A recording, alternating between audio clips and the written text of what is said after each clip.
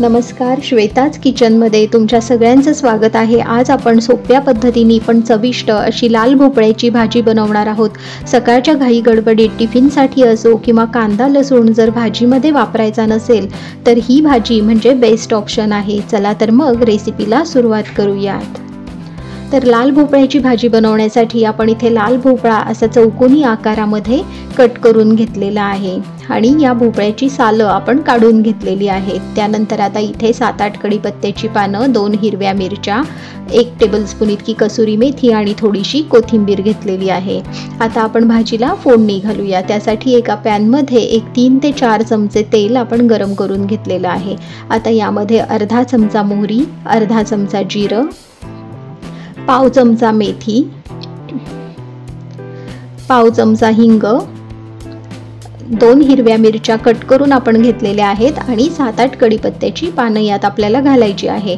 आता ही फोडणी छान खमंग अशी तयार झाली की मग यामध्ये आपण लाल भोपळ्याच्या फोडी घालणार आहोत। तर इथे भोपळा आपण चौकोनी आकारात कट करून घेतलेला आहे। तुम्हाला आवडेल त्या आकारामध्ये तुम्ही भोपळा कट करून घेऊ शकता। तर आता हा भोपळा आपल्याला या तेलामध्ये छान परतून घ्यायचा आहे।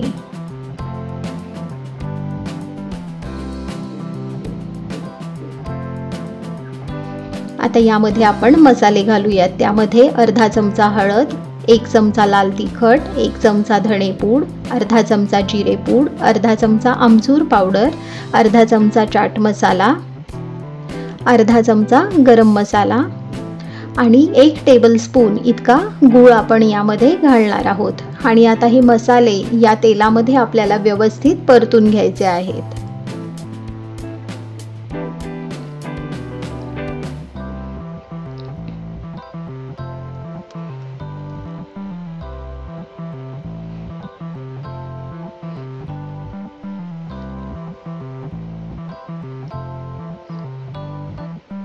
आता मसाले छान मिक्स करून झाले की मग यामध्ये आपण 1 टेबलस्पून इतकी कसुरी मेथी आणि थोडीशी कोथिंबीर घालणार आहोत। तर कसुरी मेथी तुम्ही इथे हातावर चुरून घेऊन मग सुद्धा घालू शकता।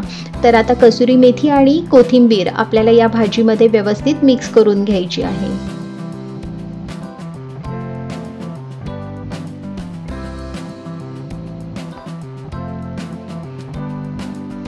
आता यावर झाकण ठेवून 2 ते 3 मिनिटं आपण याला वाफ काढून घेणार आहोत। तर मंद आचेवर आपण इथे भाजीला वाफ काढून घेतलेली आहे। तर परत एकदा आपण ही भाजी मिक्स करून घेऊयात।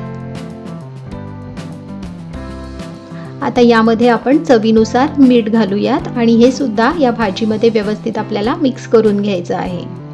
तर ही भाजी शिजवत असताना आपण ही वाफेवर भाजी शिजवून घेत आहोत। या भाजीला पाणी घालायची गरज नसते कारण भोपळ्याला पाणी सुटतं, त्यामुळे वाफेवर आपण ही भाजी शिजवून घेणार आहोत। तर परत एकदा यावर झाकण ठेवून 3 ते 4 मिनिटं आपण याला वाफ काढून घेणार आहोत। तर आता इथे तुम्ही पाहू शकता तांबडा भोपळा छान व्यवस्थित शिजलेला आहे। आता आपण गॅस बंद करूया आणि सर्विंग बाउलमध्ये ही भाजी काढून घेऊयात। तर गरमागरम आणि चविष्ट अशी आपली तांबड्या भोपळ्याची भाजी तयार आहे। तर ही भाजी अगदी झटपट तयार होते। पोळी सोबत, पुरी सोबत ही भाजी अतिशय सुंदर लागते। अगदी साध्या वरण भातासोबत सुद्धा ही भाजी खूप छान लागते। तर तुम्ही सुद्धा ही रेसिपी नक्की ट्राय करा आणि तुमचा अनुभव कमेंट बॉक्समध्ये शेअर करायला विसरू नका। थँक्यू।